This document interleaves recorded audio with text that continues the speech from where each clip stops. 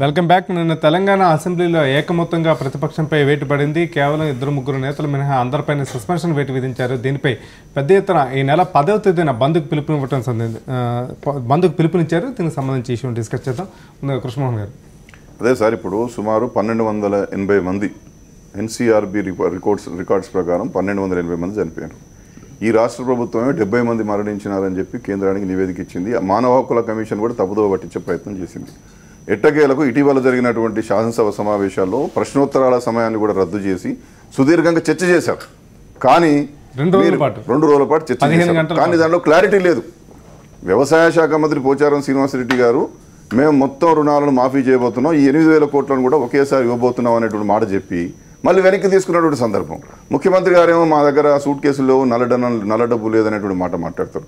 అలవిగాని కోరిక కోరుతూ ఉన్నారు అన్న. అలవిగాని కోరికను అలవిగాని హామీని ఆనాడు ఇచ్చారని చెప్పి మేము వాళ్ళు అడుగుతూ ఉన్నాం. మీరు అలవిగాని హామీని ఇచ్చే అధికారంలోకి వచ్చారా? మీరు ఏం చెప్పినారు? 1 లక్ష వరకు మొత్తం రుణాలు మాఫీ చేస్తామన్నారు కదా. మేము దశల వారీగా 6 నెలలకు ఒకసారి మేము మాఫీ చేస్తామని ఆనాడే చెప్పాల్సి ఉండే. మరణిస్తా ఉన్నారు, అక్కడ మరణిస్తున్నారు, ఇక్కడ మరణిస్తూ ఉన్నారు. కానీ ఇక్కడ స్పందన చాలా ఆలస్యంగా వస్తుంది. ఇటీవల లింబయ్య సెక్రటరియట్ సమీపంలో మరణించినాడు. ఆయన సెక్రటరియట్ సమీపంలో మరణిస్తే కొడుకు మానసిక స్థితి బాగాలేక మరణించినాడు. కొడుకు మానసిక స్థితి బాగా ఇంట్లో వస్తారండి. సెక్రటరియట్ ముందు కావాల్సినటువంటి అవసరం ఏముంది? వాళ్ళ రైతుల పరిస్థితి ఈ విధంగా ఉంది, మేము బతకలేని పరిస్థితిలో తెలంగాణ ఉన్నాము, మీరేమో బంగారు తెలంగాణ అంటారు, మేము చనిపోయేటటువంటి వాతావరణం ఏర్పడుతున్నది, ఇది దుఃఖకరమైనటువంటి తెలంగాణ అవుతుందని చెప్పి ఇవాళ రైతులందరూ కూడా నిర్ఘాతపోయి రైతాంగం అంతా కూడా కుదేలవుతున్నటువంటి నేపథ్యంలో రాష్ట్ర ప్రభుత్వం నుండి రావాల్సినటువంటి స్పందన రావడం లేదు, భరోసా ఇచ్చే కార్యక్రమం రావడం లేదు. ఇవాళ రాహుల్ గాంధీ గారు వచ్చి జాతీయ స్థాయి సమస్యగా చేసి 4 కుటుంబాలను పరామర్శించి పెద్ద ఎత్తున ప్రభుత్వం మీద ఒత్తిడి తీసుకొచ్చే ప్రయత్నం చేస్తే కూడా నిన్నటి వరకు కూడా రాష్ట్ర ప్రభుత్వం నుండి స్పందన లేకపోవడం ద్వారా ఇవాళ విపక్షాలన్నీ కూడా రాజకీయ సిద్ధాంతాలను పక్కన పెట్టి ఈ రాష్ట్రంలో ఉన్నటువంటి రైతాంగాన్ని కాపాడుకోవాలనేటువంటి ఏకైక లక్ష్యంతో ప్రభుత్వం ఇచ్చినటువంటి హామీలను నెరవేర్చాలనేటువంటి డిమాండ్తో ముందుకు పోతా ఉన్నాం. ఇది ప్రజాస్వామ్యయుతమైనటువంటి డిమాండ్. నియంతృత్వమైనటువంటి పోకడలో ప్రజాస్వామ్యంలో హర్షణీయం కాదనేటువంటిది రాష్ట్ర ప్రభుత్వం గమనించాలి. ఓకే, సిద్ధిరెడ్డి గారు మొన్న ఏకమొత్తంగా మొత్తం విపక్ష సభ్యులందరిపైన కూడా సస్పెన్షన్ వేటు విధించాలని మనం ఎలా చూడాలి? అది కూడా రాజకీయం చేశాను. జానారెడ్డి గీతారెడ్డి గారిని మన కృష్ణయ్యని వదిలిపెట్టారు. అంత రాజకీయం అవసరం లేదండి. హౌస్లో లేరు కదా, హౌస్లో లేని వాళ్ళని సస్పెండ్ చేస్తారు. అంటే ఇప్పుడు ఏ విధంగా ఉన్న చూస్తున్నారంటే ప్రజలు, Telangana good or bad is a cash surplus state with along with Hyderabad. అలా కాదు, ఇది నోటెడ్ కదండి, మనం క్రియేట్ చేసింది కాదు. క్యాష్ సర్ప్లస్ స్టేట్, ఫైనాన్షియల్గా బాగున్న స్టేట్, ప్రజలు కోరుకునేదంటే తెలంగాణ మంచో చేయడం అనే బీజేపీతో సహా అందరు పార్టీతో సపోర్ట్ చేస్తే పార్టీ వచ్చింది, గవర్నమెంట్ వచ్చింది, రాష్ట్రం వచ్చింది.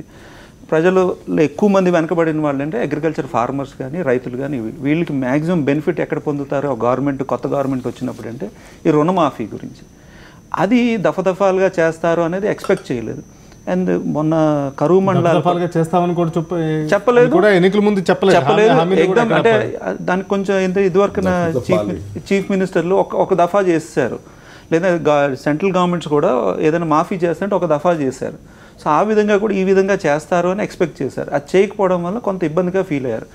దాంతోపాటు కరువు మండలాలు, వర్షం సరిగా రాకపోవడం, ఇవన్నీ డిలేడ్గా కరువు మండలాలు మొన్న అసెంబ్లీ ముందర రోజు ఆ తర్వాత డిక్లేర్ చేశారు. అంటే ఇవన్నీ కూడా ఇబ్బందికరమైన విషయాలు. అంటే మేనేజ్మెంట్లో ఇబ్బంది కానీ లేకపోతే అడ్మినిస్ట్రేషన్లో ఇబ్బంది కానీ కనబడుతున్నది. అది నిక్కచ్చిగా మొత్తం అపోజిషన్ ఇంక్లూడింగ్ బీజేపీ, కాంగ్రెస్, కమ్యూనిస్టులు అందరూ కూడా నిలబెట్టి గట్టిగా అడిగితే చేస్తామంటున్నారు కానీ ఎప్పుడు అని చెప్పలేదు. అది ఇబ్బంది అక్కడ. ఇవాళ రైతులు పరిస్థితి అరణ్య రోదనగా ఉంది.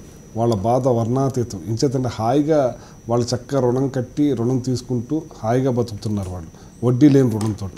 అటువంటిది మేము రుణమాఫీ చేస్తామని చెప్పి వాళ్ళ నెత్తిన గుదబండేసి ఇవాళ వాళ్ళ ఆత్మహత్యలు చేసిన స్థితికి ఈ రుణమాఫీ గొడవ తీసుకుపోయారు. ఇవాళ సీమాంధ్రలో కానీ ఇక్కడ కానీ రైతులందరికీ కూడా బ్యాంకు గుమ్మం ఎక్కే పరిస్థితి లేకుండా వాళ్ళు డిఫాల్టర్స్ అయిపోయి వడ్డీ మీద వడ్డీ, అపరాధ వడ్డీలు పడిపోయి ఇబ్బందులు పడే పరిస్థితి వస్తుంది. మీకు దప్పదప్పాలు చేస్తే బ్యాంకు తిరిగి లోన్ ఇవ్వడం, తిరిగి మీరు 5 సంవత్సరాలకు 6 సంవత్సరాలకు ఇస్తానంటే ఈ పంట కూడా వడ్డీ కింద సరిపోతున్నాయండి.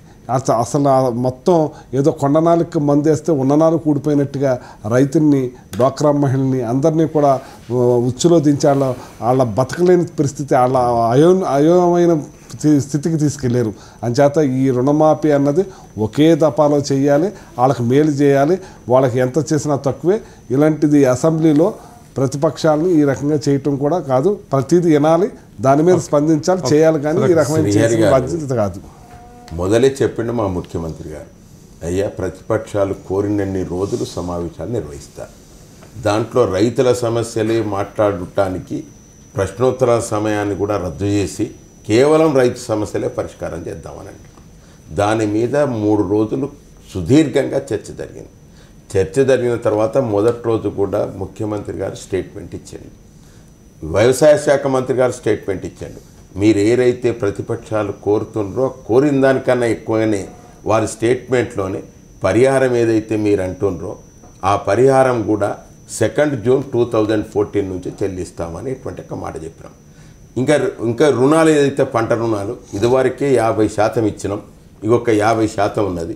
ఆ 50% కూడా తిరిగి చెల్లించేటట్టుగా పరిశీలించి నిర్ణయం తీసుకుంటా అనేటువంటి ఒక మాట వ్యవసాయ శాఖ మంత్రి గారు ఇచ్చిన స్టేట్మెంట్లోనే స్పష్టంగా ఉన్నది. ఇవే కాకుండా మేము ఏ కార్యక్రమం చేపట్టినా వ్యవసాయదారునికి అనుగుణ్యంగా ఉండేటువంటి ఒక కార్యక్రమం తీసుకున్నాం. ఇవాళ జల వనరులు పెంచాలన్నా కానీ, దానికి అనుగుణ్యంగా ప్రాజెక్టుల నిర్మాణం జరగాలన్నా కానీ మొత్తం కూడా అది వ్యవసాయదారులకు అనుగుణంగానే ఇవాళ పంట రుణాలకు సంబంధించినటువంటిది అంతా క్లారిటీ ఇచ్చినాం. అవే కాకుండా ఇలా రైతులను ఆదుకొనటానికి వారికి ఎరువులు ఏవైతున్నాయో గతంలో చెప్పులు పెట్టినటువంటి ఒక ఉదంతం ఉన్నది లైన్లో, అటువంటి కాకుండా ఇలా ఇంటి దగ్గరికి ఎరువులు ఇచ్చేటువంటి ఏర్పాటు చేసినాం. వారికి అదేవిధంగా ఎరువులతో పాటు ఇలా ప్రతి ఒక్కటి విత్తనాలు ఇచ్చేటువంటి ఏర్పాటు చేసినాం. ఇవన్నీ కూడా సబ్సిడీ 50% కొనుక్కోవడానికి డబ్బులు ఉండాలి కదా. డబ్బులు లేకుండా ఈ ఏడాది సాగు విస్తీర్ణం గణనీయంగా మీరు ఎక్కడనైనా చూడండి, శ్రీహరి గారు సాగు ఇవాళ కొత్తగా మీరు ఖరీఫ్లో చూసినట్టయితే కేవలం 80% సాగు జరిగినటువంటి గతం కొన్ని ఇప్పటికీ 80%.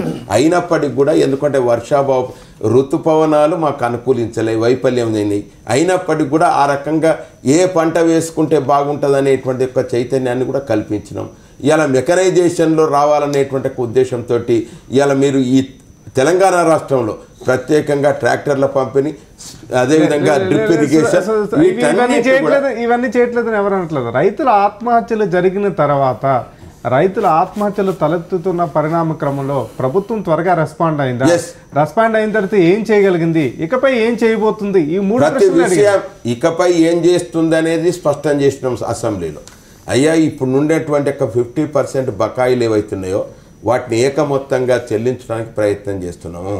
దాంట్లో ఏ రకంగా పరిశీలిస్తే ఇంత ఎక్కడి నుంచి రావాలి? శ్రీధర్ గారు అన్నట్టుగా డబ్బు ఎక్కడి నుంచి వస్తుంది? బడ్జెట్ అయింది మొత్తం ఇక్కడ ఖజానాలో పెట్టుంటే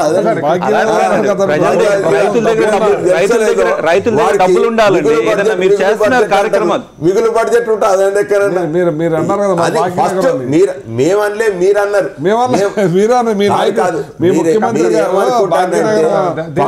జరిగినప్పుడు మీకు బడ్జెట్ ఇచ్చినాం అనేటువంటి మాట చెప్తారు. కానీ ఈ సంవత్సరం వచ్చిన తర్వాత మిగిలినట్టుంటది. 10 రూపాయలు వస్తే 10 రూపాయలు ఖర్చు ఉంటుంది. కాబట్టి పెద్దలు మా కృష్ణమోహన్ తోటి ఇప్పటికి కూడా నేను కోరేది ఒకటే, ప్రతిపక్ష పార్టీలతో, అయ్యా అందరం కలిసికట్టుగా రైతుకు భరోసా ఇద్దాం. రైతులు మనం ఇన్ని తీసుకున్నప్పటికి కూడా రైతు ఎందుకు ఆత్మహత్య చేసుకుంటాడు? కాబట్టి ఆ ఆత్మహత్య నివారించడానికి అందరం కలిసికట్టుగా ఉండేటువంటి ఒక ప్రణాళికను రూపకల్పన చేయడానికి నిర్మాణాత్మకమైన సూచనలు చేయండి అసెంబ్లీలో. అంటే ఎంతసేపు రాజకీయం చేస్తామంటే ఏమొస్తుంది? ఇప్పుడు సుదీర్ఘంగా 2 గంటలు మాట్లాడారు ముఖ్యమంత్రి గారు. ఎట్టకేలకు ఏం చెప్పినారు? 8,000 కోట్లు మాత్రం ఒక్కసారి ఇస్తామనేటువంటి హామీ మాత్రం సభకి ఇవ్వలేదు. దాన్ని వెనక్కి తీసుకున్న సందర్భమే. వీళ్ళు ఏం చెప్తారండి, ఇక్కడ భూములు క్రమబద్ధీకరణ చేసిన దాని ద్వారా వచ్చినటువంటి డబ్బులు కానివ్వండి. మరి వాటర్ గ్రిడ్ 42,000 కోట్లు ఎక్కడి నుంచి వస్తాయి? వాటర్ గ్రిడ్ వాటర్ గ్రిడ్ ఎవరు అడుగుతారు? 5 సంవత్సరాల లోపల 40,000 కోట్లు వివిధ కంపెనీలు వివిధ సంస్థల ద్వారా అప్పు తెస్తున్నాము. దాంట్లో కూడా ఇబ్బంది ఉంది సార్. 16,000 కోట్ల దగ్గర నుంచి 40,000 కోట్ల దాకా తీసుకుని వచ్చారు. అక్కడ కూడా ఇబ్బంది ఉంది. మరణిస్తున్నటువంటి వాళ్ళని కాపాడుకుంటే మరణించే వాళ్ళని కాపాడుకోవడానికి 50% ఇచ్చిన ఇప్పటికే ఇంకా 50% మాత్రం కేవలం పంట రుణాల ద్వారానే ఇలా ఆత్మహత్యలు జరుగుతున్నాయి అనేటువంటి ఎక్కడ నిర్ధారణ ఉన్నదా? ఎస్, సుధాకర్ గారు, ఒక్క నిమిషం. ఇప్పుడు సుధాకర్ రెడ్డి గారు కూడా రైతు బిడ్డ, వారికి వ్యవసాయం ఉన్నది. ఇక వారు ఎట్లా మాట్లాడితే మేము ఏం సమాధానం చెప్పాలి చెప్పండి? మేము ఏమంటున్నామండి, మీరు ఇచ్చినటువంటి 50% ద్వారా ఆ ₹1,00,000 వరకైనా రుణాలు మాఫీ అయినాయా, వడ్డీలకే పోయినాయా చెప్పండి దయతో తమరు చెప్పండి సార్. కృష్ణమోహన్ తోటి నేను కరీంనగర్, నిజామాబాద్, ఆదిలాబాద్, మెదక్ జిల్లా సమీక్షా సమావేశాలు బ్యాంకర్లను కూర్చునబెట్టినాం. అయ్యా బ్యాంకర్లలో మీరు ₹1,00,000 ఉండేటువంటి యొక్క రుణాలకు వడ్డీ మాఫీ అనేది ఉన్నది. ఆ వడ్డీ అంతా కూడా వారి ఖాతాలు జమ చేయండి అంటే ఈ 30 సెప్టెంబర్లోగా ఆ వడ్డీ అంతా కూడా జమ అయ్యేటువంటి పరిస్థితి. యాక్చువల్గా ఇప్పుడు రుణమాఫీ అన్నది కేవలం రాజకీయం కాదు. యాక్చువల్గా ఇలా 50% చేసినా ఇవాళ బ్యాంక్ రుణం ఇచ్చే పరిస్థితి లేదు. రీషెడ్యూల్ చేయించడం తెలంగాణ ఆంధ్ర ఆ టెక్స్ట్ మాట్లాడలేదు. బ్యాంకుల తాలూకు తీరు, బ్యాంకుల తాలూకు నిర్వహణ చాలా చోట్ల రీషెడ్యూల్ కాలేదండి, వాళ్ళకి రుణం రాలేదు, చాలా ఇబ్బందులు పడుతున్నారు. రుణమాఫీ అన్న తనఖాలోనే డాక్యుమెంట్స్ ఉన్నాయి. డాక్యుమెంట్స్ ఉన్న తర్వాత రెన్యువల్ ఎప్పుడైతే మీకు ఫ్రెష్ గా రుణాలు ఎక్కడి నుంచి వస్తాయని చెప్పండి. వచ్చే అవకాశం లేదు కదా. తర్వాత నేను అనేది కృష్ణమోహన్ ఒక్క రైతు దగ్గరికి పోయి నాకు రీషెడ్యూల్ కాలేదని అనిపి ఇప్పుడు